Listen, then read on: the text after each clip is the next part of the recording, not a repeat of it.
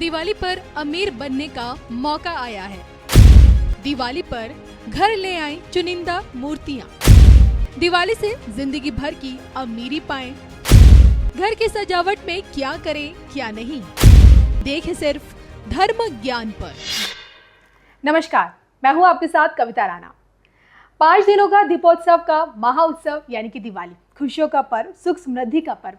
यही मौका होता है जब हम अपने घर में खूब साफ सफाई करते हैं ताकि घर की लक्ष्मी बाहर ना जाए। और इसी खास मौके पर हमारी खरीदारी भी शुरू हो जाती, शॉपिंग शुरू हो जाती है। लेकिन सबसे बड़ी बात ये कि डेकोरेशन का काम भी शुरू हो जाता है, घर को सजाने का। और इस खास मौके पर आप अपने घर वो कौन कौन सी मूर्तियाँ या प्रतिमाएं अगर लेकर आएँ ताकि आपकी ज़िंदगी से सुख समृद्धि की कमी ना हो, इसी को लेकर आज हम जानेंगे आचार्य राकेश चतुर्वेदी जी से। सर, सबसे पहले तो आपका स्वागत है। सादर वंदन दर्शकों को, हर हर महादेव, शिव शंभू, और नमस्कार कविता जी, आपको भी इस मंच पर आमंत्रण देने के लिए कोट से धन्यवाद। सबसे आपसे यही जानना चाहूँगी कि मूर्तियों का, प्रतिमाओं का हमारे सनातन संस्कृति में इनका क्या महत्व बताया गया है? देखिए कविता जी, सनातन शास्त्र में हमारे आसपास मौजूद हर वस्तु का महत्व दिया गया है जी। हर वस्तु जो है किसी न किसी प्रकार से किसी न किसी ग्रह को प्रभावित करती है, चाहे वह घर के बर्तन हो, या फिर घर में पड़ी हुई झाड़ू हो, या फिर साफ सफाई का चाहे वह कपड़ा हो, पोछा हो, या कुछ और चीज़ें हो। हर वस्तु हमारे जीवन में किसी ग्रह को प्रभावित करती है, और अगर ग्रह प्रभावित हो रहे हैं तो इसका अभिप्राय यह है कि हमारे जीवन को वह प्रभावित कर रही है जी। इसी प्रकार से शास्त्र कहता है कि मंदिर के बाद, मंदिर में तो मूर्तियां जो रखा हुआ है आपने, उसकी तो पूजा आप कर ही रहे हैं, उसके अन्यत्र भी कई चीज़ों का, उसकी ऊर्जा का, उसके ऑरा का महत्व बताया गया है। तो इस अवस्था में सबसे प्रथम स्थान जो आता है कविता जी, वह आता है गाय का बछड़े के साथ मूर्ति। अब जिसको कामधेनु भी कह लीजिए, या सामान्य कोई गाय का हो मूर्ति जिसमें उसका बछड़ा साथ में हो और वह दुग्ध पान कर रहा हो, यानी कि वह अपनी माँ का दूध पी रहा हो, यानी गौ माता का दूध पी रहा हो। ऐसी मूर्ति रखने से घर में, परिवार में समृद्धि रहती है। वहां पर कभी भी धन और धान्य, यानी कि कभी भी आपकी जरूरतों के लिए आपको किसी के आगे झुकना नहीं पड़ेगा। वहां पर उस घर में, उस कुटुंब में हमेशा परिपूर्णता रहेगी, और आपको कभी भी किसी चीज़ के लिए, किसी ज़रूरत के लिए किसी के आगे हाथ पसारने तक की नौबत नहीं आने देगी। अगर यह मूर्ति अपने, चाहे आप कक्ष में रख लीजिए, ड्राइंग रूम में रख लीजिए, और प्रयास करिए कि इसको रखने के बाद ये ना रहे कि इस पर धूल जम जाए, कभी कपड़ा ही ना लगे। जब भी कोई चीज़ किसी भाव से, समर्पण भाव से रखी जाती है तो उसका उसी प्रकार से सेवा भाव भी होना चाहिए।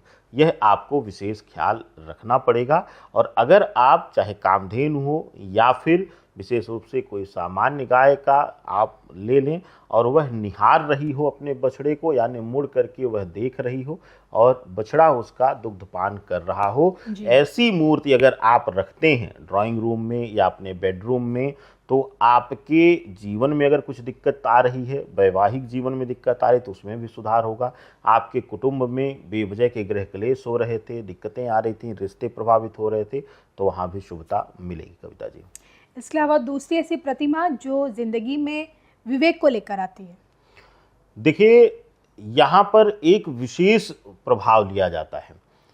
गज को, यानी कि हाथी को श्री गणेश का प्रारूप माना जाता है जी। और सनातन शास्त्र में कविता जी एक वर्णन मिलता है कि सनातन इतिहास में कहते हैं कि ब्रह्म जो स्वरूप है, यानी कि कहते हैं कि जब एक ब्राह्मण अकाल मृत्यु मरता है तो वह जो है ब्रह्म का रूप लेता है, और सबसे जटिल प्रेत योनि ब्रह्म को मानी जाती है। तो कहते हैं कि अगर कहीं ब्रह्म प्रभाव भी है, उस घर में अगर गज का प्रवेश करा दिया जाए, अगर हाथी अपना पांव डाल दे उस चौखट के अंदर, तो वहां से नकारात्मकता नष्ट हो जाती है। तो सोचिए कि इतनी शुभता अगर है गज के अंदर, तो आप चांदी का हाथी जो है वह आशीर्वाद मुद्रा में सूंड उठाए हुए हो और अगला पैर उठा करके आपको शुभाशीष दे रही हो। ऐसी मुद्रा में अगर हाथी का मूर्ति जो है, और ईश्वर करें कि अगर आप सक्षम हो, अगर यह मूर्ति चांदी की हो तो उससे बढ़िया कुछ नहीं। अगर यह क्रिया आप कर लेते हैं, ऐसी मूर्ति जो है आप धनतेरस के दिन लाके रख लीजिए जी। अति उत्तम है। गाड़ी मत लीजिए, मैं तो कहता हूं कि वो तो व्यापार है, कुछ लोग व्यापारी बंधु बुरा मान जाते हैं, लेकिन आप अगर कुछ शुभता करना चाहते हैं तो अपने सनातन परंपराओं को मानिए। सनातन परंपरा में कहा गया है शनि प्रधानता या राहु प्रधानता को घर में नहीं लाया जाता है। जब आप लोहे स्टील को लाते हैं तो उसमें पूर्णतया शनि और राहु केतु का प्रभाव रहता है। तो ऐसी अवस्था में अगर चांदी की अगर आप मूर्ति जो है हाथी की लेकर आएं और उसकी पूजा करके कहीं भी जो है स्थान दे दें और वह दृश्य हो सबको आते जाते, तो ऐसी अवस्था में नजर दोष से बचाएगा। घर में परिवार में बच्चे अगर विद्यार्थी जीवन में हैं तो उनकी बुद्धि जो है वह तीक्ष्ण होगी, प्रभावी होगी, क्योंकि गणेश जी को ही बुद्धि प्रदाता कहा गया है और विघ्नहर्ता भी उनको जाना जाता है। तो ऐसी अवस्था में घर से हर प्रकार की आपदा दूर होगी और बुद्धि जो है तीक्ष्ण होगी। कविता जी बिल्कुल। तो देखिए, इन प्रतिमाओं को ना सिर्फ आप अपने घर में इनको रखने से ना सिर्फ आपके जीवन में खुशहाली, बरकत, सुख समृद्धि बनी रहेगी, बल्कि साथ ही साथ देखिए आपके घर की साज सज्जा भी बनी रहेगी। और इसी कड़ी में आइए तीसरी प्रतिमा के बारे में बात करते हैं।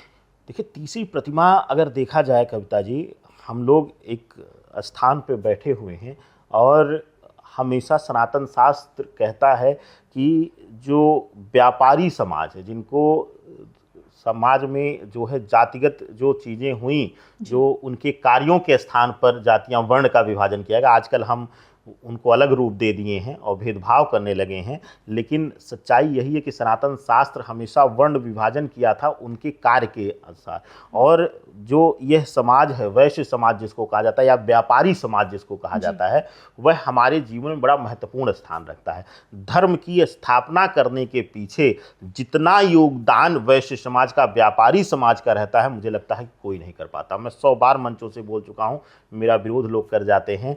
मैं एक ब्राह्मण होकर कहता हूं कि एक ब्राह्मण एक क्षत्रिय के पास जब रुपए आते हैं तो सबसे पहले वो बढ़िया मकान बनवाएगा और बढ़िया गाड़ी लेगा, दिखावा करेगा। लेकिन एक वैश्य के पास यानी कि एक व्यापारी समाज के पास जब पैसा आता है तो सबसे पहले वो धर्म के लिए दान करता है, वह मंदिर का जीर्णोद्धार कराता है। एक मंदिर बता दीजिए जिस पर कहीं ना कहीं उस किसी न किसी वैश्य समाज का योगदान जरूर होगा, और वहाँ पर बहुत गिने चुने मंदिर होंगे जो कोई ब्राह्मण क्षत्रिय निर्माण करता है। हाँ, क्षत्रिय राजाओं ने पर पुरातन समय में खूब कराया है, लेकिन आज के समय में अगर गणना करेंगे आप तो नहीं। और वो भी जो बनता था, राजा बनवाते थे, उसमें भी वैश्य समाज का पूर्णतया योगदान होता। तो ऐसी अवस्था में अगर आप व्यापारी हैं, खास करके यह व्यापारियों के लिए है कविता जी, अगर आप व्यापारी हैं तो पीतल की जो है वह घोड़े की मूर्ति लाएं और वह दौड़ती हुई मुद्रा में हो, यानी कि खड़ा हुआ ना हो, यानी कि अपना पैर तोड़ करके जो दौड़ने की मुद्रा है उस मुद्रा में हो।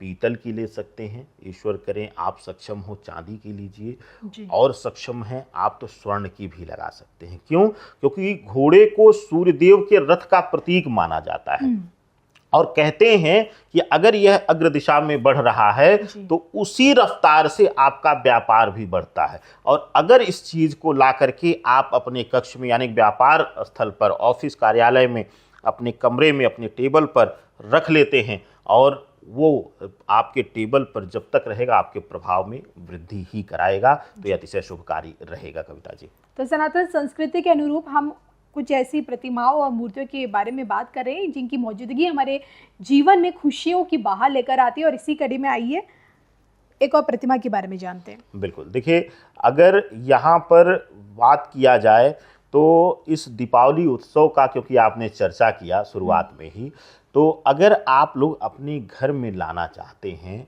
मूर्ति लाना चाहते हैं और उसको सिर्फ सजावट नहीं उसकी आराधना भी करना चाहते हैं, तो आज के दिन जो है विशेष रूप से बैठे हुए, यानी कि या तो विष्णुदेव शयन मुद्रा में हो, माँ लक्ष्मी जो है सेवा मुद्रा में उनकी हो, उस प्रकार की कोई चांदी की मूर्ति बनवाइए या लाइए, या तो भगवान विष्णु और लक्ष्मी दोनों बैठी हुई मुद्रा में एक साथ हो। अगर ऐसी मूर्ति आप लाते हैं और उसकी पूजा करके दीपावली के दिन अपने घर में, अपने अलमारी में, अपनी तिजोरी स्थान पर उसको स्थान देते हैं, लाल कपड़े में लगा करके उनको आसन दे करके, तो आपकी तिजोरी, आपका कुबेर कुंड कभी भी खाली नहीं रहेगा। और खास करके आप तो खुद गृहिणी हैं कविता जी, इसका प्रयोग करके देखिए, भले ही छोटी सी लीजिएगा, आप अगर रखती हैं तो किसी भी अवस्था में, हो सकता है बैंक अकाउंट खाली हो जाए, लेकिन आपके घर की तिजोरी कभी भी खाली नहीं हो सकती है। माँ लक्ष्मी कभी वहाँ से जा नहीं सकती। कहते हैं कि जहाँ विष्णुदेव बैठ जाएंगे वहाँ माँ लक्ष्मी अपने आप आधीनस्थ होकर के बैठ जाती हैं। तो ये क्रिया जरूर करिएगा, यह मूर्ति जरूर अपने घर में लाइएगा। बस ध्यान रखिएगा कि मूर्ति बैठी हुई होनी चाहिए। बिल्कुल बैठी हुई होनी चाहिए, चलित ना रहे। बिल्कुल। तो इसी के साथ मुझे और चतुर्वेदी जी को दोनों को इजाजत दीजिए। नमस्कार।